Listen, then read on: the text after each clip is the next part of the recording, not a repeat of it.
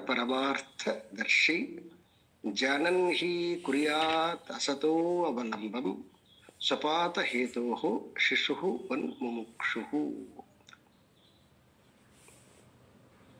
कः पंडितः सन् सदसद्विवेकी श्रुति प्रमाणा परमार्थदर्शी जानन् हि कुर्यादसतो लम्भं स्वपात हेतो ಶಿಶುವನ್ಮುಕ್ಷುಃ.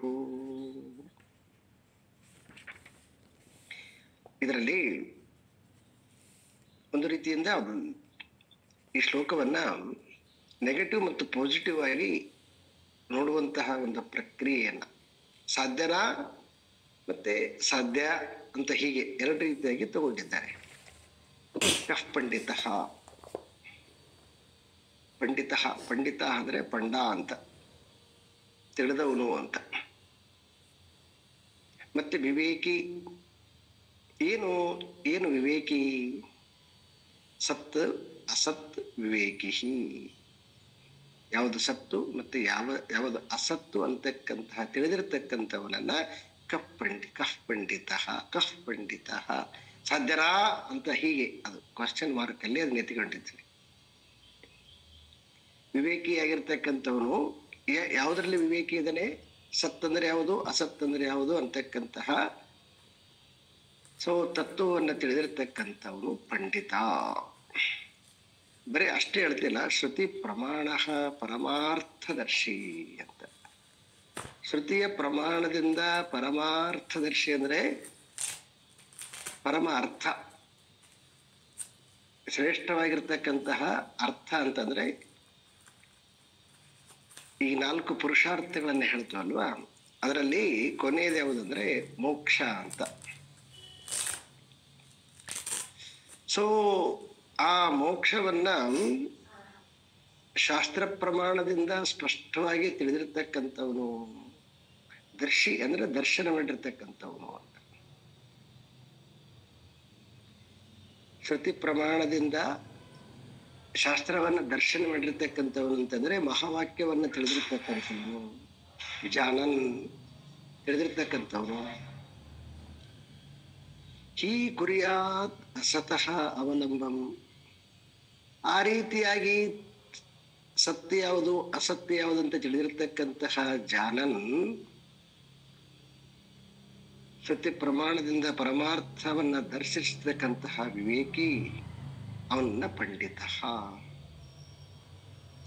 ಇಂಥ ಪಂಡಿತನಾಗಿರ್ತಕ್ಕಂಥವನು ಏನ್ ಮಾಡಕ್ ಸಾಧ್ಯತೆ ಇದೆಯಾ ಅಂತಂದ್ರೆ ಸಾಧ್ಯತೆ ಇದೆ. ಕುರ್ಯಾತ್ ಅಂದ್ರೆ ಕರ್ಮ ಮಾಡ್ತಾನೆ. ಯಾವುದ್ರ ಜೊತೆಗೆ? ಅಸತೋ ಅವಲಂಬಂ ಅಂತ. ಅಸತ್ತಾಗಿರ್ತಕ್ಕಂಥ ವಸ್ತುವಿನ ಜೊತೆಗೆ ಆಲಂಬನ ಅಂತಂದ್ರೆ ಅದ್ರ ಜೊತೆಗೆ ಸೇರಿಕೊಳ್ತಾನೆ. ಅದರಿಂದ ಏನಾಗತ್ತ? ಸ್ವಪಾತ ಹೇತು. ಸ್ವಪಾತ್ ಅಂದ್ರೆ ಕೆಳಗಡೆಗೆ ಜಾರಿ ಬಿಡ್ತಾನೆ. ಹೇಗೆ ಜಾರುತ್ತಾನೆ? ಶಿಶುವನ್ಮುಕ್ಷು. ಹೆಂಗ? ಶಿಶು ಏನು ತಿಳಿದಿರ್ತಕ್ಕಂತಹ ಮಗು ಒಂದು 5 ತಿಂಗಳ 6 ತಿಂಗಳದ ಮಗು, ತಾಯಿ ಮಲಗಿಸಿರ್ತಾಳೆ, ಆದರೆ ಮಗು ಎಚ್ಚರವಾಗಿರ್ತದೆ. ರಾತ್ರಿ ಸಮಯ, ಹಳೆಯ ಕಾಲದಲ್ಲಿ ಮುಂದ್ಗಡೆ ಅವಳು ಒಂದು ಕ್ಯಾಂಡಲ್ ಹಚ್ಚಿರ್ತಾಳೆ ದೂರದಲ್ಲಿ, ಸ್ವಲ್ಪ ದೂರದಲ್ಲಿ. ಏನೋ ಕೆಲಸ ಮಾಡಕ್ ಹೋಗಿರ್ತಾಳೆ ರಾತ್ರಿ, ಅಡಿಗೆ ಮಾಡಕ 6-7 ಗಂಟೆ ಸುಮಾರು. ಆ ಮಗು ಅದು ಮಲಗಿದಲ್ಲೇನೆ ತೆವಳಿಕೊಂಡು ಹೋಗಷ್ಟು ಯೋಗ್ಯತೆ ಪಡ್ಕೊಂಡಿರ್ತದ, ಬೆಳೆದಿರ್ತದ. ನಿಧಾನವಾಗಿ ಹೋಗಿ ಹೇಗೆ ಏನು ತಿಳುವಳಿಕೆ ಇಲ್ಲದೆ ಅದು ಸುಡುತ್ತೆ ಅಂತಕ್ಕಂಥದ್ದು ಕೂಡ ಗೊತ್ತಿಲ್ಲಾರದೆ ಹೇಗೆ ದೀಪವನ್ನ ಕೈಯಿಂದ ಮುಟ್ಟಿ ತನ್ನ ಕೈಯನ್ನ ಸುಟ್ಟುಕೊಳ್ತದೋ ಹಾಗೆ ಮುಮುಕ್ಷು ಆಗಿರ್ತಕ್ಕಂಥವನು ಅಸತ್ತು ವಸ್ತುವನ್ನ ಅವಲಂಬಿಸಿ ಸ್ವಪಾತ ಹೇತು ಕೆಳಗಡೆ ಜಾರ್ತನ. ಜಾರಬಾರದು ಅಂತ ಅವ್ರದು.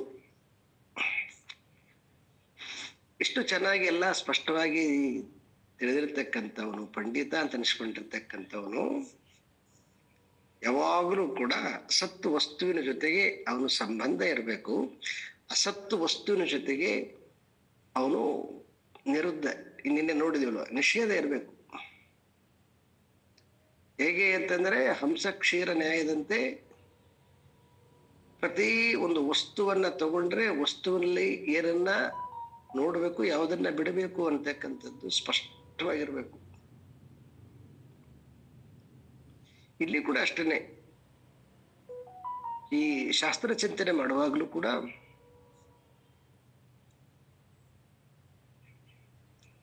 ಏನಕ್ಕೆ ಬಂದಿದ್ದೀವಿ ನಾವು, ಈ ವಿವೇಕ ಚೂಡಾಮಣಿಗೆ ಏನಕ್ಕೋಸ್ಕರ ಬಂದಿದ್ದೀವಿ?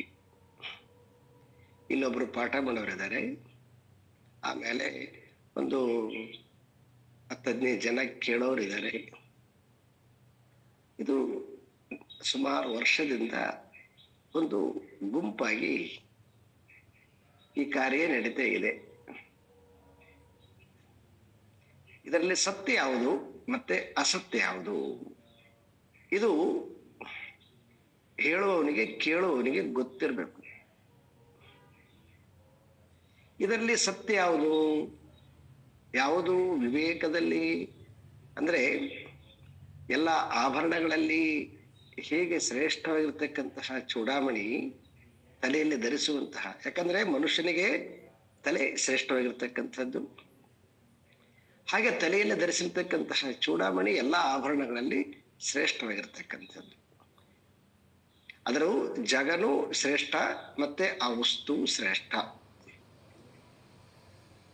ಹಾಗೆ ಈ ವಿವೇಕ ಚೂಡಾಮಣಿ ಅಂತಕ್ಕಂಥದ್ದು ಎಲ್ಲ ವಿದ್ಯೆಗಳಲ್ಲಿ ಆಧ್ಯಾತ್ಮ ವಿದ್ಯೆ ಶ್ರೇಷ್ಠವಾಗಿರ್ತಕ್ಕಂಥದ್ದು. ಆ ಆಧ್ಯಾತ್ಮ ವಿದ್ಯೆಯಲ್ಲಿ ಅದ್ವೈತ ವಿದ್ಯೆ ಪರಮ ಶ್ರೇಷ್ಠವಾಗಿರ್ತಕ್ಕಂಥದ್ದು. ಇದು ಈ ವಿವೇಕ ಚೂಡಾಮಣಿಯಲ್ಲಿ ಆ ಅದ್ವೈತ ದರ್ಶನವನ್ನ ತಿಳಿದುಕೊಳ್ಳಿಕ್ಕೆ, ಅದನ್ನ ಅನುಸಂಧಾನ ಮಾಡಲಿಕ್ಕೆ ಯಾವುದೇ ಶ್ಲೋಕ ತಗೊಂಡ್ರು ಕೂಡ ಪ್ರತಿ ಶ್ಲೋಕದಲ್ಲಿ ಅದರ ಕಡೆಗೆ ಹೋಗ್ತಕ್ಕಂತಹ, ಅದಕ್ಕಿರ್ತಕ್ಕಂತಹ ತೊಡರುಗಳೇನು, ಮತ್ತೆ ಅದಕ್ಕೆ ಇರ್ತಕ್ಕಂತಹ ಪರ್ಯಾಯ ಬೇರೆ ಬೇರೆ ಕನ್ಫ್ಯೂಸ್ ಮಾಡತಕ್ಕಂತಹ ಅರ್ಥಗಳೇನು, ಮತ್ತೆ ಬೇರೆಯೂ ದರ್ಶನಗಳು ಕೆಲವೊಮ್ಮೆ ಕಡೆ ಹೇಗೆ ತಪ್ಪಾಗಿ ಬಿಂಬಿಸಿರ್ತಕ್ಕಂತಹದ್ದು, ಇದೆಲ್ಲವನ್ನ ಆಚಾರ್ಯ ಶಂಕರರು ವಿಶ್ಲೇಷಣೆ ಮಾಡಿ ಪ್ರತಿ ಶ್ಲೋಕದಲ್ಲಿ ಆ ಪರಮಾರ್ಥ ತತ್ವದೆಡೆಗೆ, ಪುರುಷಾರ್ಥದೆಡೆಗೆ ಸದಾ ನಮ್ಮನ್ನ ಕರ್ಕೊಂಡು ಹೋಗ್ಲಿಕ್ಕೆ ಪ್ರಯತ್ನ ಮಾಡ್ತಾ ಇದ್ದಾರೆ. ಅದು ಸತ್ತದು. ಇನ್ನು ಅಸತ್ಯ ಯಾವುದು, ಇದನ್ನ ಹೇಳುವಾಗ ಒಂದಿಷ್ಟು ಅರ್ಥ ಆಗಲಿ ಅಂತೇಳಿ ಯಾವ್ಯಾವುದು ಕೆಲವೊಂದೆಲ್ಲ ಎಕ್ಸಾಂಪಲ್ಗಳನ್ನ ಕೊಡ್ತಿರ್ತೀವಿ. ಆ ಎಕ್ಸಾಂಪಲ್ ಕೊಡೋದು ಆ ತತ್ವವನ್ನ ಸ್ಫುಟಗೊಳಿಸ್ಲಿಕ್ಕಲ್ಲ. ತತ್ವ ಯಾವಾಗಲೂ ಸ್ಫುಟವಾಗಿರ್ತಕ್ಕಂಥದ್ದು, ಅದು ಸೂರ್ಯನಂತೆ ಹೊಳಿತಕ್ಕಂಥದ್ದು.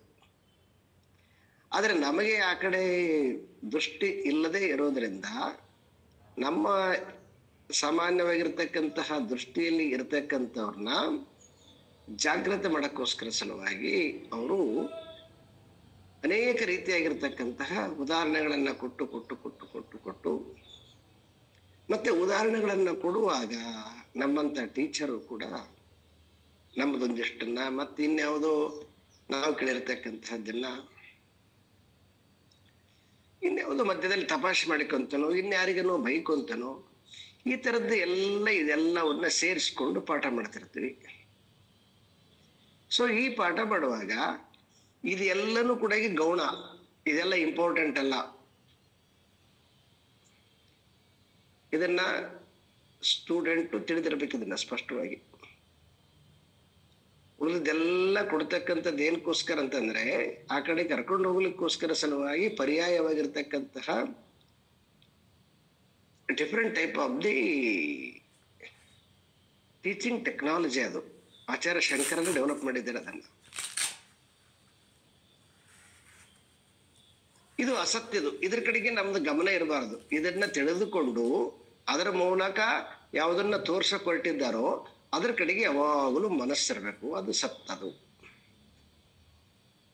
ಇದು ಸಾತ್ವಿಕರಾಗಿರ್ತಕ್ಕಂತಹ ವಿದ್ಯಾರ್ಥಿಗಳಿಗೆ ಇದು ಸರಿಯಾಗಿರ್ತಕ್ಕಂತಹ ನಿಯಮ. ಇನ್ನು ಅದಕ್ಕಿಂತ ಸ್ವಲ್ಪ ಕೆಳಗಡೆ ಬಂದಿವೆ ಅಂತಂದ್ರೆ ರಜೋಗುಣದವ್ರು ಇರ್ತಾರೆ. ಅವ್ರೇನ್ ಮಾಡ್ತಾರೆ, ಅವರು ಇನ್ನೂ ಸ್ವಲ್ಪ ಅವರು ಶಾರ್ಪ್ ಇರ್ತಾರೆ. ಶಾರ್ಪ್ ಇರೋದ್ರ ಜೊತೆಗೆ ಒಂದಿಷ್ಟು ದೋಷನೇ ಇರ್ತದೆ. ಏನ್ ದೋಷ ಇರ್ತಂದ್ರೆ ಸತ್ವದಷ್ಟು ಶಾರ್ಪ್ ಇರೋದಿಲ್ಲ, ಆದ್ರೆ ತೀಕ್ಷ್ಣ ಮತಿಗಳು ಇರ್ತಾರೆ. ಅದರ ಜೊತೆಗೆ ಬೇಡವಾಗಿರ್ತಕ್ಕಂಥದ್ದನ್ನೆಲ್ಲ ಸೇರಿಸ್ಕೊಂಡು ಆ ಇನ್ನಷ್ಟು ರಾಡಿ ಮಾಡಿಕೊಂಡ್ಬಿಡ್ತಾರೆ ಅವರು. ನಾನು ಹೀಗೆ ಹೇಳಿದ್ದೆ, ನಾನು ಹೀಗೆ ಸರ್ ಕೇಳಿದಾಗ ನಾನು ಹೀಗೆ ಹೇಳಿದ್ದೆ, ಅವರು ಹೀಗೆ ಹೇಳಿದ್ರು, ಸರ್ ಇಲ್ಲಿ ಬೇರೆಯವರು ಹೀಗೆ ಹೇಳಿದ್ರು, ಸರ್ ಹೀಗೆ ಹೇಳಿದ್ರು ಅಂತ ಹೇಳಿ ಬುದ್ಧಿ ಶಾರ್ಪ್ ಇರ್ತದೆ ಮೈಂಡ್. ಅದು ಅದೇನ್ ಮಾಡುತ್ತೆ, ಅಲ್ಲೇ ಸುತ್ತಿಕೊಂಡ್ಬಿಡ್ತದೆ. ಸೊ ಇದೆಲ್ಲ ಅಸತ್ಯದು. ಇನ್ನು ತಮಸ್ಸಿನವ್ರು ಇರ್ತಾರೆ, ಅವ್ರಿಗೆ ಅದು ಗೊತ್ತಾಗಲ್ಲ, ಇದು ಗೊತ್ತಾಗೋದಿಲ್ಲ. ಕೆಳದರಲ್ಲಿ ಒಂದೇ ಇರ್ತದೆ ಬಿಟ್ರೆ ಆ ಶಾರ್ಪ್ನೆಸ್ ಇರೋದ್ರಿಂದ ನೇರವಾಗಿ ಅದನ್ನ ಗ್ರಹಿಸಷ್ಟು ಕೂಡ ಯೋಗ್ಯತೆ ಇರೋದಿಲ್ಲ. ಹೀಗೆ ಮೂರು ರೀತಿಯಾಗಿರ್ತಕ್ಕಂತಹ ಮೆಂಟಾಲಿಟಿ ಪ್ರಕೃತಿಯ ನಿಯಮ. ಹಾಗಾಗಿ ಸೊ ಇದರಲ್ಲಿ ಯಾರು ಸಾತ್ವಿಕರಾಗಿರ್ತಾರೋ ಆ ಸಾತ್ವಿಕರಾಗಿರ್ತಕ್ಕಂಥವ್ರು ಏನ್ ಮಾಡ್ಬೇಕಂದ್ರ ರಜೋಗುಣದವ್ರನ್ನ ತಮೋ ಗುಣದವ್ರನ್ನ ನಡೆಸ್ಕೊಂಡು ಹೋಗ್ಬೇಕು. ಆಗ ಅದು ವಿವೇಕಿ ಅಂತ. ಮೊದಲು ಶಾಸ್ತ್ರದಲ್ಲಿ ಇದನ್ನ ನಾವು ಯಾವುದು ಸತ್ತು ಮತ್ತೆ ಯಾವುದು ಅಸತ್ತು ಅಂತ ತಿಳಿದಿರಬೇಕು. ಟೀಚರ್ ಆಗಿರ್ತಕ್ಕಂಥವ್ರು ಸತ್ತನ್ನ ತಿಳಿಸ್ಲಿಕ್ಕೋಸ್ಕರ ಸಲುವಾಗಿ ಅನೇಕ ರೀತಿಯಾಗಿರ್ತಕ್ಕಂತಹ ಅಸತ್ತು ಉದಾಹರಣೆಗಳನ್ನ ತಗೊಂಡು ತಿಳಿಸಿದ ಮೇಲೆ ಆ ಅಸತ್ತನ್ನ ಬಿಟ್ಟು ಸತ್ತಿನ ಗುರಿ ಅಂತ ಹೇಳಬೇಕು. ಮತ್ತೆ ಕೇಳುವಂತಹ ಯಾರು ಸಾತ್ವಿಕ ಗುಣದವ್ರು ಇರ್ತಾರೋ ಅವ್ರು ಅವಾಗವಾಗ ಅದನ್ನೇನ್ ಮಾಡ್ಬೇಕು, ಆ ಕಡೆಗೆ ಕರ್ಕೊಂಡು ಹೋಗ್ತಕ್ಕಂತಹ ಒಂದು ಪ್ರಯತ್ನವನ್ನ ಮಾಡ್ಬೇಕಿದು. ಒಂದು ವೇಳೆ ಇದನ್ನ ಯಾವಾಗ ನಾವು ಪ್ರಾಕ್ಟೀಸ್ ಮಾಡ್ತಾ ಬರ್ತೀವಿ, ಈ ಪ್ರಾಕ್ಟೀಸ್ ಮಾಡ್ತಾ ಮಾಡ್ತಾ ಮಾಡ್ತಾ ಮನುಷ್ಯನಿಗೆ ಈ ರಜಸ್ಸು ಸ್ವಲ್ಪ ತಮಸ್ಸು ಕಡಿಮೆಯಾಗಿ ಹಾಗೆ ಬೆಳವಣಿಗೆ ಆಗುತ್ತಾ ಸಂಸಾರದಲ್ಲಿ ಕೂಡ ಅದನ್ನ ನಿಧಾನವಾಗಿ ಅನುಸಂಧಾನ ಮಾಡುವಂತಹ ಕೆಲಸವನ್ನ ತಾವು ಎಲ್ಲಿ ವರ್ಕ್ ಮಾಡ್ತಾರೆ ಅಲ್ಲಿ ಅದನ್ನ ಪ್ರಯೋಗ ಮಾಡ್ತಕ್ಕಂಥದ್ದನ್ನ. ಈಗ ನೋಡಿ, ಇವರು ಯಾರು ಈ ಸುಧಾಮೂರ್ತಿ ಅವ್ರನ್ನ ತಗೊಳ್ಳಿವಾಗ, ಸುಧಾಮೂರ್ತಿ ಅವರಿಗೆ ನೀವು ಇವತ್ತು ಅವರಿಗೆ ಯಾವುದೋ ಒಂದು ಸಾರಿ ಇರ್ಬೋದು, ಯಾವುದೋ ಒಂದು ಒಡವೆ ಇರ್ಬೋದು, ಅದೆಲ್ಲ ಗೊತ್ತಾಗ್ಬಿಟ್ಟಿದೆ ಅವರಿಗೆ, ಅದು ಅಸತ್ ಅಂತ ಗೊತ್ತಾಗ್ಬಿಟ್ಟದ. ಈಗ ಅವ್ರು ಏನಿದ್ರು ಕೂಡ ಧರ್ಮದ ಮಾರ್ಗದಲ್ಲಿ ಹೇಗೆ ಹೋಗ್ಬೋದು ಮನುಷ್ಯ ಜಾರದಂತೆ, ಏನೆಲ್ಲ ಒಳ್ಳೆ ಕೆಲಸಗಳನ್ನು ಮಾಡಬಹುದು. ಯಾಕಂದ್ರೆ ಅದಕ್ಕೊಂದು ಲಿಮಿಟ್ ಇರ್ತದ, ಆ ಲಿಮಿಟ್ ತನಕ ಅದಕ್ಕೆ ವ್ಯಾಲ್ಯೂ ಇರ್ತದ. ಯಾವಾಗ ನಮ್ಮನ್ನು ತುಂಬಾ ದೊಡ್ಡ ಶ್ರೀಮಂತರಂತ ಒಪ್ಪಿಕೊಂಡ್ಬಿಟ್ಟದ್ಮೇಲೆ ಅವ್ರು ಏನಾಗ್ತಾರೆ ಏನ್ ಬಿಡ್ತಾರ ಅದು ಗೌಣಾಗಿ ಬಿಡ್ತದ, ಅದು ಅಕೌಂಟಿಗೆ ಬರೋದಿಲ್ಲ.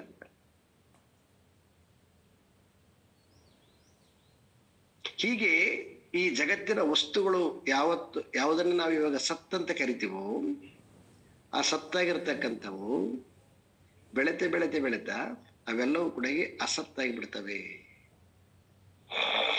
ಈಗ ಇವತ್ತು ಕೋಟಿಗಟ್ಟಲೆ ಜನ ಅಲ್ಲಿ ಕುಂಭಮೇಳಕ್ಕೆ ಹೋಗ್ತಾ ಇದ್ದಾರೆ. ಎಲ್ಲ ಸುಮಾರು ಜನ ಅಲ್ಲಿ ನೋಡಿ, ಅಲ್ಲಿ ಏನು ಉದ್ದೇಶ ಏನು? ಇವತ್ತು ಕುಂಭ ಸ್ನಾನ ಮಾಡಬೇಕು, ಅದು ಒಂದೇ ಸತ್ತದು. ಉಳಿದದ್ದೇನು? ಅಲ್ಲಿ ಸರಿಯಾಗಿ ನಮಗೆ ಊಟ ಸಿಕ್ತು, ರೆಸ್ಟ್ ಸಿಕ್ತೇನ, ಇಲ್ಲ ಯಾರಾದ್ರೂ ಡಿಸ್ಟರ್ಬ್ ಆಯ್ತೇನ, ಟ್ರಾಫಿಕ್ ಜಾಮ್ ಐತೇನ? ಇಟ್ಸ್ ಆಲ್ ಗೌಣ. ಅವೆಲ್ಲ ಇಲ್ಲಂತಲ್ಲ, ಜಾಸ್ತಿನೇ ಇದೇವ, ಆದ್ರೆ ಅವೆಲ್ಲ ಗೌಣ ಆಗ್ತವೆ. ಯಾಕಂದ್ರೆ ಸ್ನಾನ ಒಂದೇ ಮುಖ್ಯ ಆಗ್ತದೆ.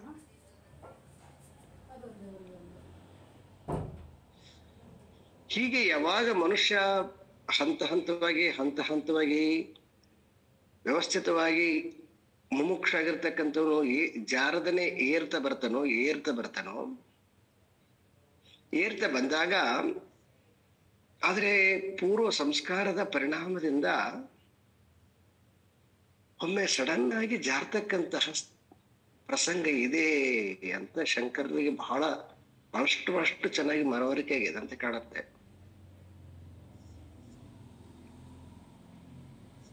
ಇದು ಸಬ್ಜೆಕ್ಟ್ ಹಾಗೆ ಅಲ್ವಾ? ಏಕತ್ವದಲ್ಲಿ ಬಹುತ್ವ ಇಲ್ಲ ಅಂತ ಹೇಳ್ಬಿಟ್ಟು ಏಕತ್ವ ಒಂದೇ ಇರ್ತಕ್ಕಂಥದ್ದು.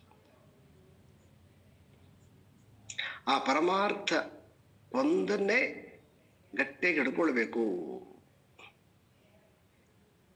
ಯಾವಾಗ ನಮಗೆ ದ್ವೇ ಅಂದ್ರೆ ಇನ್ನೊಂದು ನಮಗೆ ದರ್ಶನ ಆಯ್ತು ಅಂತಂದ್ರೆ ಅರ್ಥ ಏನು? ನಾವಿನ್ನೂ ಅದನ್ನ ಸರಿಯಾಗಿ ಅರ್ಥ ಮಾಡಿಕೊಂಡಿಲ್ಲ ಅಂತ ಅರ್ಥ ಆಗತ್ತೆ. ಹಾಗೇನಾದರೂ ಅರ್ಥ ಆಗಿಲ್ಲ ಅಂತಂದ್ರೆ ಅದನ್ನ ಎಲ್ಲಿಗೆ ಹೋಲಿಸಿದ್ದಾರೆ ಅಂತಂದ್ರೆ ಶಿಶು ಅಂತ.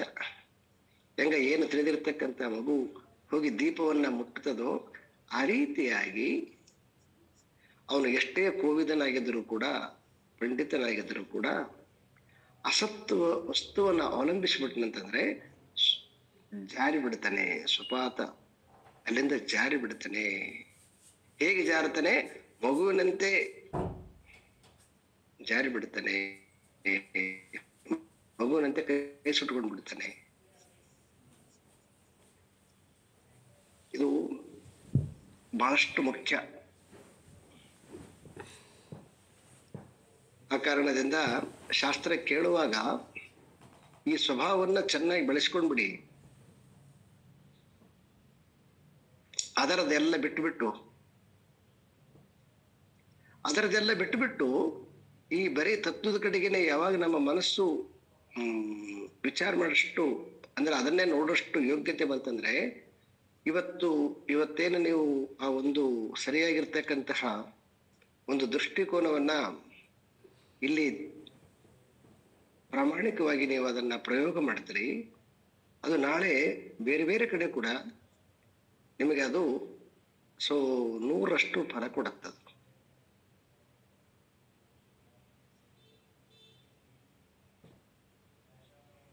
ಯಾಕಂದ್ರೆ ಯಾವುದನ್ನ ನಾವು ಅಭ್ಯಾಸ ಆಗ್ತೀವಿ, ಮೊದಲು ಅಭ್ಯಾಸ ಆಗಿರೋದ್ರಿಂದನೇ ಅಸತ್ ವಸ್ತುವಿನಲ್ಲಿ ಸತ್ಯತ್ವ ಕಾಣ್ತಾ ಇದ್ದೀವಿ. ಮತ್ತೆ ಈಗ ಶಾಸ್ತ್ರ ಕೇಳುವಾಗಲೂ ಕೂಡ ಮತ್ತೆ ಅಸತ್ ವಸ್ತುವಿನ ಜೊತೆಗೆ ನಮ್ಮದು ಕಾಂಬಿನೇಷನ್ ಇರಬಾರ್ದು. ಏನಿದ್ರು ನಮ್ದು ಸದ್ವಸ್ತುವಿನ ಜೊತೆಗೇನೆ ಆಲಂಬನ ಇರಬೇಕು. ಅಸದ್ವಸ್ತುವಿನ ಜೊತೆಗೆ ಆಲಂಬನ ಇರಬಾರದು, ನಿರಾಲಂಬನ ಆಗಿರಬೇಕು.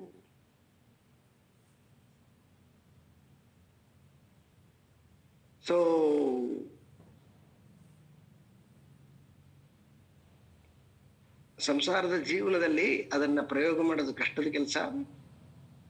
ಆದರೆ ಈ ಶ್ರವಣ ಮಾರ್ಗದಲ್ಲಿರುವಾಗ ಇದನ್ನ ಪ್ರಾಕ್ಟೀಸ್ ಮಾಡ್ತಾ ಹೋಗಿ, ಇದನ್ನ ಪ್ರಾಕ್ಟೀಸ್ ಮಾಡ್ತಾ ಈ ಸ್ವಭಾವ ಮುಂದೆ ನಿಮ್ಮ ಗುರಿಯನ್ನ ಬಹಳ ಸ್ಪಷ್ಟವಾಗಿ ನಿಶ್ಚಯ ಮಾಡುತ್ತೆ.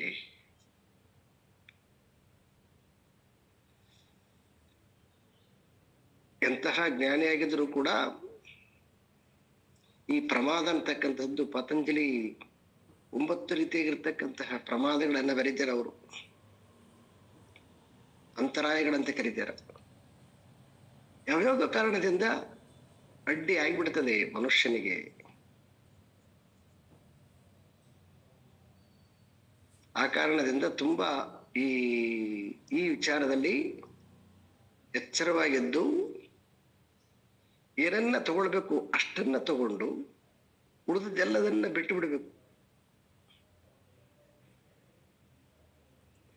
ಸದ್ವಸ್ತುವಿನ ತತ್ವ ಅಷ್ಟೇ ಸ್ವೀಕಾರ ಮಾಡಬೇಕು, ಉಳಿದೆಲ್ಲ ಬಿಟ್ಟು ಬಿಡ್ಬೇಕು. ಹೀಗೆ ಶ್ರವಣ ಕಾಲದಲ್ಲಿ ಬಂತು ಅಂತಂದ್ರೆ ಮುಂದೆ ಅದು ನಿಮ್ಮ ಸಾಧನಾ ಪಥದಲ್ಲಿ ಕೂಡ ಖಂಡಿತವಾಗಲೂ ಕೂಡ ಅದು ಪ್ರಾಪ್ತಿ ಆಗತ್ತೆ, ಜಾರತಕ್ಕಂತ ಸಾಧ್ಯತೆ ಇರಂಗಿಲ್ಲ. ಒಂದು ವೇಳೆ ಇಲ್ಲಿ ನಾವು ತುಂಬಾ ಶಾರ್ಪ್ ಆಗಿದೀವಿ ಅಂತ ಇದನ್ನ ಎರಡನ್ನ ಮಾಡಿದೀವಿ ಅಂತಂದ್ರೆ ಮುಂದೊಂದು ದಿವಸ ಏನಾಗತ್ತದು ಅಷ್ಟೇ ತೊಡಕಾಗಿ ನಮ್ಮನ್ನ ಬಂಧಿಸುವಂತಹ ಸಾಧ್ಯತೆ ಇದೆ. ಶಾಸ್ತ್ರದಲ್ಲಿ ಬರುತ್ತೆ ಮುಂದೆ ಮುಂದೆ ಮುಂದೆ ಗೊತ್ತಾಗದಂತೆ ಈ ಸಾತ್ವಿಕ ಅಹಂಕಾರ ಮನುಷ್ಯನನ್ನ ಹಿಡಿದು ಬಿಡುತ್ತೆ ಅಂತ.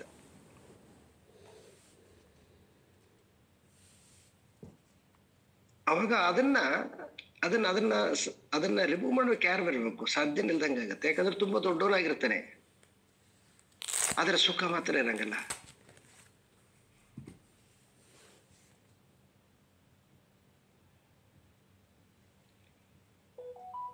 ಈ ಬೆಳೆಗಳಲ್ಲಿ ಜೋಳ ಅಂತಿರ್ತದ, ಒಂದು ಜೋಳದ ಬೆಳೆ ಅಂತ ಹಾಕ್ತಾರೆ, ಗೊತ್ತು ನಿಮಗೆಲ್ಲ. ಒಳ್ಳೆ ಫಲವತ್ತಾದ ಭೂಮಿ, ಒಳ್ಳೆ ಗೊಬ್ಬರ ಹಾಕಿದ್ದಾರೆ, ಒಳ್ಳೆ ಬೀಜ. ಆದ್ರೆ ಅದೇನು ಇನ್ನು ಫಲ ಬಿಡಬೇಕು, ಅಷ್ಟೊತ್ತಿಗೆ ಏನಾಗಿ ಬಿಡ್ತದೆ, ಅದು ಯಾವುದೋ ಒಂದು ಹುಳ ಬಂದ್ಬಿಟ್ಟು ಅದು ಕಟ್ಟಿಕೊಂಡ್ ಬಿಡ್ತದ, ಸುತ್ತಿಕೊಂಡ್ಬಿಡ್ತದ. ಸುತ್ತು ಜ್ವರ ಏನಂತ ಕರಿತೀರ ಅದಕ್ಕೆ, ಸುಳಿ ಸುತ್ತಿಕೊಂಡ್ಬಿಡ್ತದ. ಅದು ಆಯ್ತದ, ಏನು ಫಲನೇ ಬಿಡಂಗಿಲ್ಲ, ಅಷ್ಟು ಬೆಳೆದನು ಕೂಡ ವೇಸ್ಟ್ ಆಗಿಬಿಡ್ತದ ಅದು. ಹಾಗೆ ಮನುಷ್ಯನಿಗೆ ಈ ಅವಕಾಶ ಅಂತಕ್ಕಂಥದ್ದು ಬಹಳ ಅಪರೂಪಕ್ಕೆ ಸಿಕ್ಕಿರ್ತದೆ. ಈ ಅವಕಾಶವನ್ನ ಅಸತ್ತಿನ ಕಡೆ ಹೋಗದಂತೆ ಸತ್ತ ಕಡೆಗೆ ಮನಸ್ಸು ಸದಾ ಚಲಿಸುವಂತೆ ಜಾಗೃತವಾಗಿರಬೇಕು. ಒಂದು ವೇಳೆ ತಪ್ಪಿದರೆ ಸ್ವಪಾತ ಹೇತು, ಕೆಳಗೆ ಬಿದ್ದ್ಬಿಡ್ತೇನೆ ಮಗುವಿನಂತೆ, ಅದಾಗಬಾರ್ದು ಅಂತ ಹೇಳಿ, ಈಗ ಯಾರು ಪಂಡಿತನನ್ನ ಜ್ಞಾನಿಯನ್ನ ಮತ್ತೆ ತುಂಬಾ ಚೆನ್ನಾಗಿ ಹೊಗಳಿದ್ರು, ಆ ಹೊಗಳಿರ್ತಕ್ಕಂತಹ ಜ್ಞಾನಿಯ ಸ್ಥಿತಿ ಹೇಗಿದೆ ಈ ಅಧ್ಯಾಯದಲ್ಲಿ. ಇದು ಕೊನೆ ಶ್ಲೋಕ ಬಹಳ ಚೆನ್ನಾಗಿದೆ. ದೇಹಾದಿ ಸಂಸಕ್ತಿ ಮತೋ ನ ಮುಕ್ತಿ ಮುಕ್ತಸ್ಯ ದೇಹಾದ್ಯಭಿಮತ್ಯ ಭಾವಃ ಸುಪ್ತಸ್ಯ ನೋ ಜಾಗರಣಂ ನ ಜಾಗ್ರತಃ ಸ್ವಪ್ನಸ್ತಯೋರ್ಭಿನ್ನ ಗುಣಾಶ್ರಯತ್ವಾತ್ ದೇಹಾದಿ ಸಂ ಆಸಕ್ತಿ ಮತಃ ನ ಮುಕ್ತಿ. ಮುಕ್ತಸ್ಯ ದೇಹಾದಿ ಅಭಿಮತ ಅಭಾವಃ. ನಿಖರವಾಗಿ ಖಂಡತುಂಡವಾಗಿ ಶಂಕರರು ಈ ಶ್ಲೋಕದಲ್ಲಿ ಮಾತಾಡ್ಬಿಟ್ಟಿದ್ದಾರೆ. ದೇಹಾದಿ ಸಂ ಆಸಕ್ತಿ ನ ಮುಕ್ತಿ. ಯಾರಿಗೆ ದೇಹದಲ್ಲಿ ಸಂ ಆಸಕ್ತಿ ಇದೆಯೋ ಅವನಿಗೆ ಮುಕ್ತಿ ಇಲ್ಲ. ಮತ್ತೆ ಮುಕ್ತನಾಗಿರ್ತಕ್ಕಂಥ ಹೆಂಗಿರ್ತಾರೆ? ಮುಕ್ತಸ್ಯ ದೇಹಾದಿ ಅಭಿಮತ ಅಭಾವ. ಮುಕ್ತನಾಗಿರ್ತಕ್ಕಂಥವನಿಗೆ ಆತ್ಮನಲ್ಲಿ ಅವನಿಗೆ ಅಭಿಮಾನ ಇರ್ತದೆ ಬಿಟ್ರೆ, ಆದರೆ ದೇಹದಲ್ಲಿ ಅವನಿಗೆ ಅಭಾವ ಅಂತಂದ್ರೆ ದೇಹದ ಮೇಲೆ ಅಭಿಮಾನ ಇರೋದಿಲ್ಲ. ಇಷ್ಟೇ ನೋಡ್ರಿ ಲಕ್ಷಣ ಅಂತ. ಇದನ್ನ ಅರ್ಥ ಮಾಡಿಸೋಕ್ಕೋಸ್ಕರ ಸಲುವಾಗಿ ಕೆಳಗಿನ ಶ್ಲೋಕ, ಕೆಳಗಿನ ಲೈನ್ ತುಂಬಾ ಚೆನ್ನಾಗಿದೆ. ಸುಪ್ತಸ್ಯ ನೋ ಜಾಗರಣಂ. ಕನಸಿನಲ್ಲಿರುವಾಗ, ಸುಪ್ತಸ್ಯ ಅಂದ್ರೆ ನಿದ್ರೆ ಮಾಡುವಾಗ ಅಂತ. ನಿದ್ರೆಯಲ್ಲಿರುವಾಗ ನಾ ಜಾಗರಣ, ಎಚ್ಚರ ಇರಂಗಲ್ಲ. ಅವನನ್ನ ಎದ್ದನಂತ ಯಾರು ಅನ್ನಂಗಲ್ಲ, ಮಲಗಿದ್ದಾನೆ ಅಂತ ಅಂತಾರ. ಎದ್ದಿದ್ದಂದ್ರೆ ಮಲಗಿದ್ದಾನೆ ಅಂತ ಅನ್ನಂಗಲ್ಲ. ನಿದ್ರೆಯ ಅವಸ್ಥೆನೇ ಬೇರೆ, ಜಾಗ್ರದ ಅವಸ್ಥೆನೇ ಬೇರೆ. ಮತ್ತೆ ಜಾಗ್ರತದಲ್ಲಿ ಇದ್ದವನನ್ನ ನ ಸ್ವಪ್ನ ಮಲ್ಕೊಂಡಿದ್ದೇನೆ ಅಂತ ಯಾರು ಅನ್ನಂಗಲ್ಲ. ಮಲ್ಕೊಂಡಿರ್ತಕ್ಕಂಥವನನ್ನ ಎದ್ದನಂತ ಹೇಳೋದಿಲ್ಲ, ಎದ್ದಿರ್ತಕ್ಕಂಥವನನ್ನ ಮಲ್ಕೊಂಡಿರ್ತೇನೆ ಅಂತ ಹೇಳಂಗಿಲ್ಲ. ಯಾಕೆ ಅಂತಂದ್ರೆ ತಯೋಹೋ ಭಿನ್ನ ಗುಣಾಶ್ರಯತ್ವಾತ್.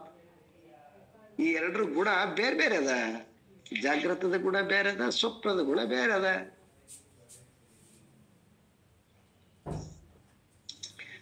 ಕನಸು ಕಾಣುವಾಗ, ನಿದ್ರೆ ಮಾಡುವಾಗ ಅವಾಗ್ಲೇ ಅವನು ಲೋಕ ಬೇರೆ ಅದ, ಎಚ್ಚರ ಆಗಿರುವಾಗ ಅವಾಗ ಲೋಕನೇ ಬೇರೆ ಬೇರೆ ಅದ. ಎರಡು ಬೇರೆ ಬೇರೆ ಇದೆ, ಗುಣಗಳು ಬೇರೆ ಬೇರೆ ಇದಾವ. ಎರಡು ಗುಣಗಳು ಬೇರೆ ಬೇರೆ ಇರೋದ್ರಿಂದ ಎರಡು ಏಕಕಾಲಕ್ಕೆ ಒಂದೇ ಆಗ್ಲಿಕ್ಕೆ ಬರೋದಿಲ್ಲ. ಇಲ್ಲ ಎದ್ದಿರ್ಬೇಕು, ಇಲ್ಲ ಮಲಗಿರ್ಬೇಕು. ಈ ಟ್ರಿಕ್ಸ್ ಅವ್ರು ಏನ್ ಮಾಡಿದ್ದಾರೆ ಅಲ್ಲಿ ಮೇಲೆ ಕೊಟ್ಟಿದ್ದಾರೆ ನೋಡಿ.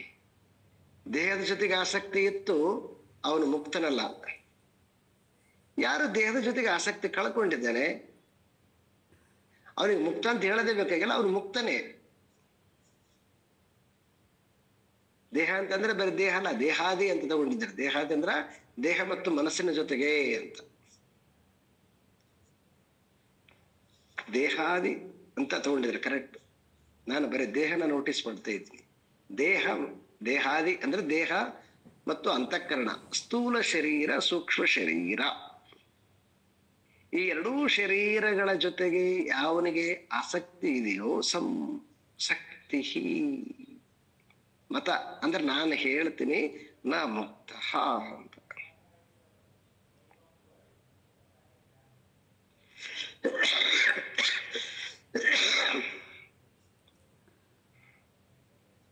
ಇದು ಜ್ಞಾನಿಗಳ ಜೊತೆ ಮಾತಾಡ್ತಕ್ಕಂಥ ವಿಚಾರ.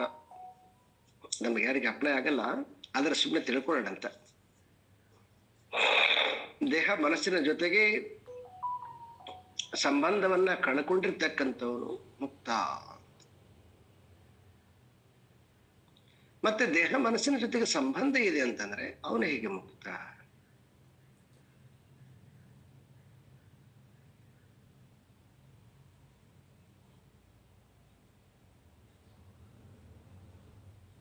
ಒಂದು ಬಹಳ ಬ್ಯೂಟಿಫುಲ್ ಆಗಿರ್ತಕ್ಕಂಥ ತತ್ವಪದ ಈ ಸರ್ಪಭೂಷಣರದು. ತನ್ನ ತಾ ತಿಳಿದವ ಮುಕ್ತ, ತನ್ನ ತಾ ತಿಳಿಯದವ ಅವ ಹೇಗೆ ವಿರಕ್ತ ಅಂತ ಅವರು ಕ್ವಶನ್ ಮಾರ್ಕ್ ಮಾಡಿದ್ದಾರೆ. ತಿಳಿದವನು ಮಾತ್ರ ವಿರಕ್ತನಾಗ್ಲಿಕ್ಕೆ ಸಾಧ್ಯ. ಅಂದ್ರೆ ಸಂಘ ಬಿಟ್ಟವನನ್ನ ಮಾತ್ರ ವಿರಕ್ತಿ ಅಂತ ಕರೀತಾರೆ. ಮತ್ತೆ ಯಾರು ಸಂಘದಾಗದನೋ ಅವನಂಗ ವಿರಕ್ತಿ ಅಂತ ಹೇಳಕ್ ಬರುತ್ತೆ, ಅವನಿಗೆ ಸಾಧು ಅಂತ ಹೇಳಕ್ ಬರುತ್ತೆ.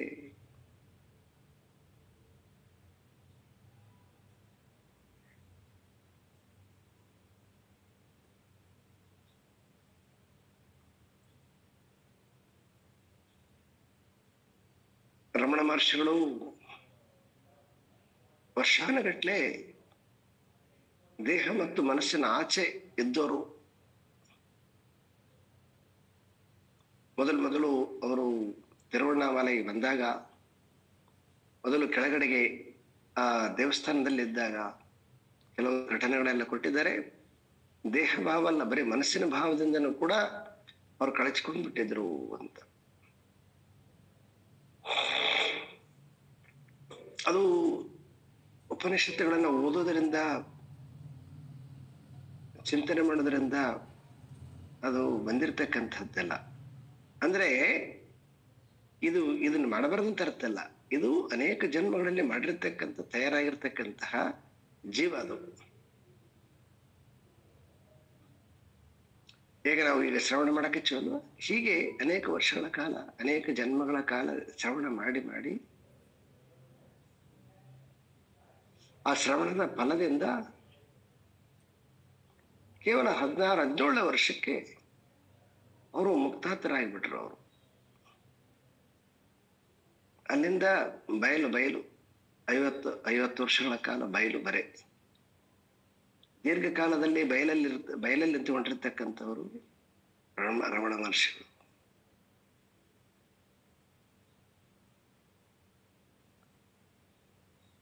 ಸೊ ನಾವು ಆ ರೀತಿಯಾಗಿ ದೇಹ ಮತ್ತು ಮನಸ್ಸಿನ ಸಂಘದಿಂದ ಬಿಡಿಸ್ಕೊಳ್ಬೇಕು ಅಂತಂದ್ರೆ, ಯಾವುದು ಪರಮಾರ್ಥ ಸತ್ಯ ಅದನ್ನ ಲವ್ ಮಾಡ್ಬೇಕು, ಅದನ್ನ ಪ್ರೀತಿಸ್ಬೇಕು. ಅದಕ್ಕೋಸ್ಕರ ಹಾತೊರಿಬೇಕು ಜೀವ. ನಿದ್ರೆ ಬರದಷ್ಟು ಮಟ್ಟಿಗೆ ಇವತ್ತು ಏನೋ ಕೇಳಲಿಲ್ಲ, ಏನೋ ಮಿಸ್ ಆಯ್ತು ಅನ್ನೋಷ್ಟು ಮಟ್ಟಿಗೆ ಒಳಗಡೆಗೆ ಅಷ್ಟು ಚಡಪಡಿಕಿರ್ಬೇಕು. ಹೆಂಗ ನಮಗೇನಾದ್ರೂ ಒಂದು ಸಂಸಾರದ ವಿಷಯಗಳನ್ನ ಮಾಡಬೇಕು, ಅದಾಗದೆ ಹೋದಾಗ ಹೆಂಗ ಚಡಪಡಿಕೆ ಶುರುವಾಗುತ್ತಾ, ಅಷ್ಟು ಅಷ್ಟು ಚಡಪಡಿಕೆ ಆಗ್ಬೇಕು.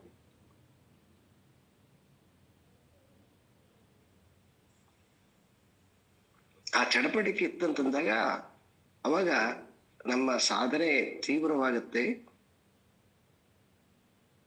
ಮತ್ತೆ ಅದು ಬಹಳ ವ್ಯವಸ್ಥಿತವಾಗಿ ಬಹಳ ಬೇಗ ನಮ್ಮನ್ನ ಎತ್ತರ ಕರ್ಕೊಂಡು ಹೋಗುತ್ತೆ. ಯಾವಾಗ ನಾವು ಆ ರೀತಿಯಾಗಿ ಚಡಪಡಿಕೆ ಚಿಂತನೆ ಇರೋದಿಲ್ವೋ ಅವಾಗ ಏನಾಗುತ್ತೆ, ಮಂಕಾಯಿ ಬಿಡ್ತದೆ, ಸ್ಪೀಡ್ ಇರೋದಿಲ್ಲ. ಹೆಂಗ ವರ್ಲ್ಡ್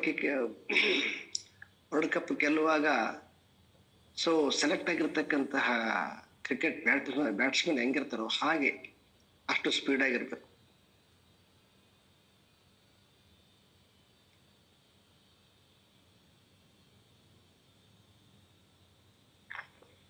ಯಾವಾಗ ನಮ್ಮ ಒಳಗಡೆಗೆ ತೀವ್ರತೆ ಇರೋದಿಲ್ಲವೋ ಮಂದಾಗಿ ಬಿಡ್ತೀವಿ, ಅವಾಗ ಏನಾಗುತ್ತೆ, ಅದು ನಿಶ್ಚಯ ಮಾಡಿ ತಪ್ಪಿಬಿಡ್ತದ.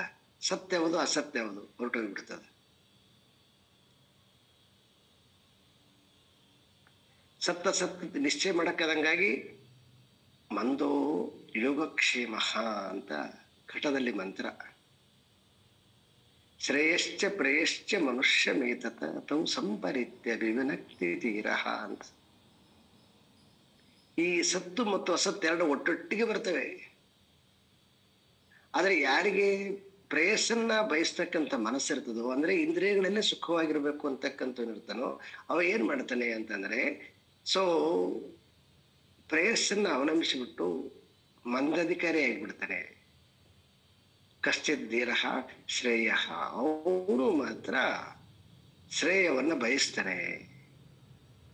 ಅದು ದೀರ್ಘಕಾಲದ ಸುಖ ಸಿಗುತ್ತದೆ, ಇದು ಕ್ಷಣಿಕ ಕಾಲದ ಸುಖ ಸಿಗುತ್ತದೆ. ಇಷ್ಟೇ ವ್ಯತ್ಯಾಸ. ಸೊ ಹಾಗಾಗಿ ಈಗಾಗಲೇ ಅನೇಕ ಜೀವನದಲ್ಲಿ ವರ್ಷಗಳು ಕಳೆದಿದ್ದಾವೆ. ಈ ಇಂದ್ರಿಯದ ಸುಖ ಏನು ಅಂತಕ್ಕಂಥದ್ದು ಗೊತ್ತಾಗಿದೆ. ಹಾಗಾಗಿ ಪಾರಮಾರ್ಥವನ್ನು ತಿಳ್ಕೊಳಕ್ಕ ಬಂದಿದ್ದೀವಿ. ಆದ್ರೆ ಈ ಸ್ವಲ್ಪ ಸ್ಪೀಡ್ ಆಗಿರ್ಲಿ ಜರ್ನಿ. ಸ್ಪೀಡ್ ಆಗಿತ್ತು ಅಂತಂದ್ರೆ ಮತ್ತೆ ದೋಷರಹಿತವಾಗಿರ್ಲಿ ಇದರಲ್ಲಿ, ಮತ್ತೆ ಕ್ಯೂರಿಯಾಸಿಟಿ ಇರಲಿ.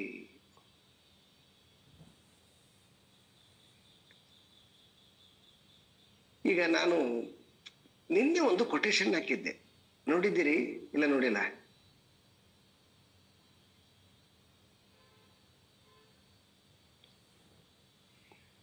ಯಾರು ಮಾತಾಡ್ತಿಲ್ಲಲ್ವಾ? ನೋಡಿಲ್ಲ ಯಾರು? ನೋಡಿದೆ ಸರ್, ಅರ್ಥ ಆಗ್ಲಿಲ್ಲ. ಅದು ತರಲ್ಲ ಏನಂತ. ಹಾ ಹೌದಾ, ವೆರಿ ಗುಡ್. ಕೇಳ್ಬೇಕಂತ ಇಲ್ಲಲ್ವಾ? ಹಾ, ಅರ್ಥ ಆಗ್ಲಿಲ್ಲ, ಕರೆಕ್ಟು. ಏನಿದು ಅಂತ ಕೇಳ್ಬೇಕಂತನೂ ಕೂಡ ಒಂದು ಕ್ಯೂರಿಯಾಸಿಟಿ ಇಲ್ವಾ?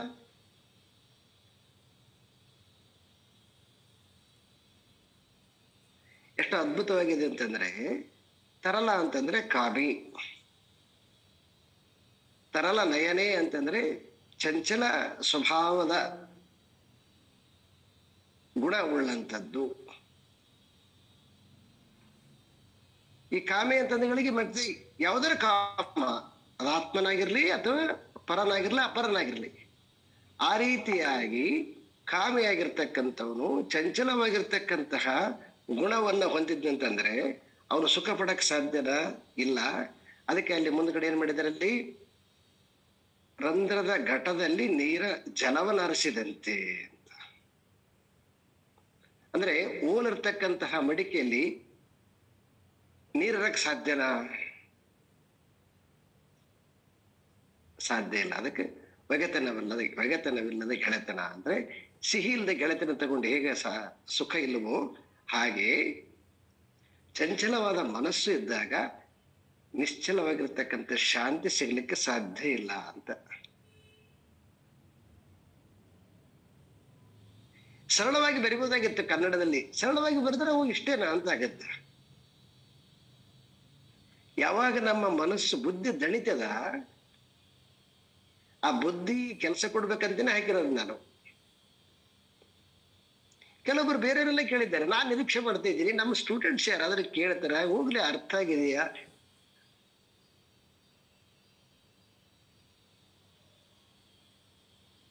ಹೀಗೆ ಸೊ ಬುದ್ಧಿ ಪ್ರಖರ ಆಗ್ಬೇಕು. ಅರ್ಥ ಆಗಿದ್ರೆ ಕೇಳಬೇಕು, ಅದ್ರಲ್ಲಿ ಇರೋದ.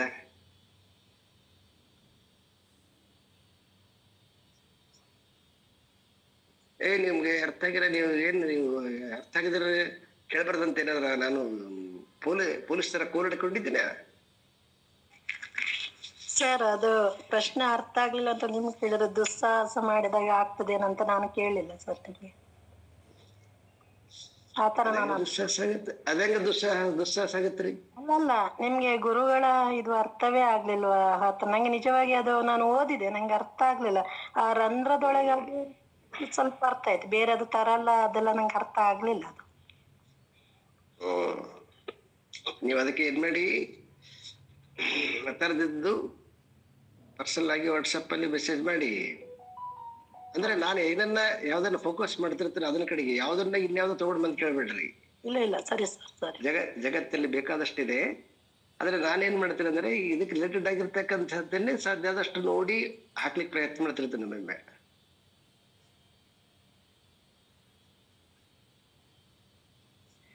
ಸೊ ಹಾಗಾಗಿ ನಾವು ನಮ್ಮ ಚಿಂತನಾ ಸಮಯದಲ್ಲಿ ಈ ಬುದ್ಧಿಗೆ ಎಲ್ಲಿ ತನಕ ನಾವು ಕೆಲಸ ಕೊಡೋದಿಲ್ವೋ ಅದೆಲ್ಲ ರುಟೀನ್ ಜೀವನ ನಡ್ಕೊಂಡು ಹೋಗುತ್ತದೆ.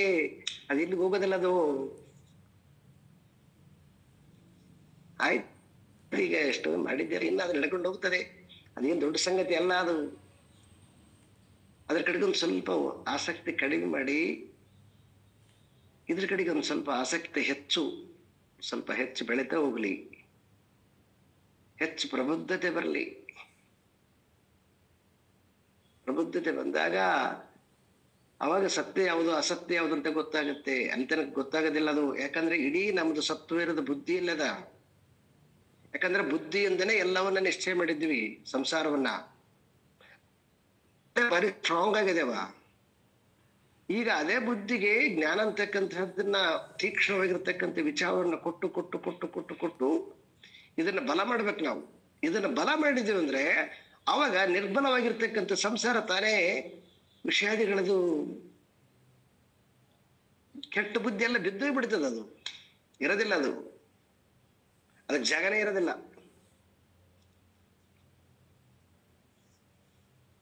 ಇದು ಮೆಥಡ್, ಇದು ಶಂಕರದು.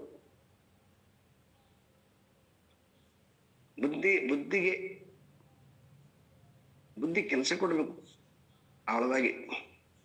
ಆ ಕಾರಣದಿಂದ ಬರೀರಿ, ಅದನ್ನ ಡಿಸ್ಕಸ್ ಮಾಡಿರಿ, ಎಲ್ಲ ಪ್ರಾಕ್ಟೀಸ್ ಕೊಟ್ಟಿರೋದೇನಕ್ಕೋಸ್ಕರ. ಮತ್ತೆ ಅದು ಒಂದು ರುಟೀನ್ ಆಗಿಬಿಡುತ್ತೆ. ಅದು ರುಟೀನ್ ಆಗ್ಬಾರದು. ಮತ್ತೆ ಅದರಲ್ಲಿ ಒಂದು ಸತ್ವ ಇರ್ಬೇಕು ಅದರಲ್ಲಿ. ಹೀಗೆ ಮನಸ್ಸು ಜಾರದಂತೆ ಸದ್ವಸ್ತುವಿನಲ್ಲಿ ಇರ್ಲಿ.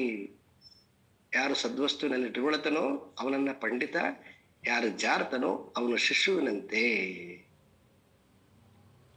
ಯಾರು ದೇಹ ಮತ್ತು ಮನಸ್ಸಿನ ಮೇಲೆ ಆಸಕ್ತಿ ಅಂದ್ರೆ ಅದರ ಮೇಲೆ ಆಸಕ್ತಿಯನ್ನ ತಿರಸ್ಕರಿಸಿದ್ದಾನೋ ಅವನು ಮುಕ್ತಾತ್ಮ. ಯಾರು ದೇಹ ಮತ್ತು ಮನಸ್ಸಿನ ಮೇಲೆ ಆಸಕ್ತಿಯನ್ನ ಹೊಂದಿದ್ದಾನೋ ಅವನು ಸಂಸಾರಿ. ಹೇಗೆ ಇದನ್ನ ಡಿಸ್ಕ್ರಿಮಿನೇಟ್ ಮಾಡೋದು ಅಂತಂದ್ರೆ, ಜಾಗೃತದಲ್ಲಿ ಇರ್ತಕ್ಕಂಥವನನ್ನ ಮಲಿಕೊಂಡಿದ್ದೀ ಅಂತ ಹೇಳೋದಿಲ್ಲ, ಮಲಗಿರ್ತಕ್ಕಂಥವನನ್ನ ಎದ್ದಿದ್ದೀಯ ಅಂತ ಹೇಳೋದಿಲ್ಲ. ಯಾಕೆ ಅಂತಂದ್ರೆ ಜಾಗೃತದ ಗುಣ, ಎದ್ದಿರೋನು ಗುಣ, ಮಲಗಿರೋನು ಗುಣ ಎರಡು ಬೇರೆ ಬೇರೆ ಇದೆ. ಇಷ್ಟು 2 ಶ್ಲೋಕಗಳ ಒಂದು ಸಂಕ್ಷಿಪ್ತ ಅರ್ಥ.